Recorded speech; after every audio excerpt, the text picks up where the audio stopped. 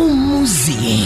Araba Batondo. Mbwira ibyo mbwira vuba winesha umwanya nibere mu kazi. Yawe turi mu bitaro Tunduri bamukonze. Ukandamerewe nabi cyane. Uwo mwana aramutse apfuye nanjye zasanga wipfushije. Ubwo imodoka zanize ku mugongo ureba wagihonewe.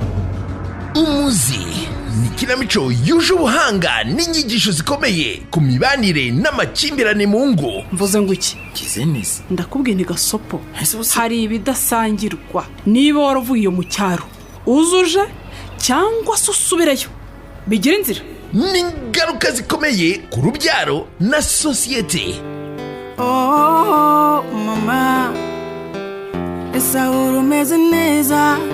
Ujya wibuka se ko watayagara kawe.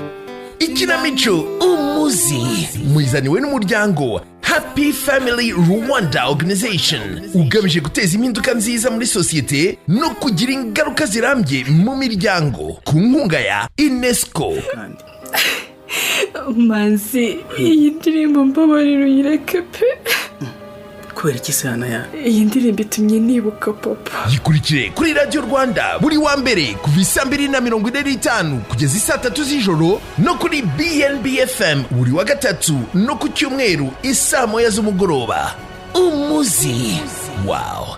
Ntugacikwe.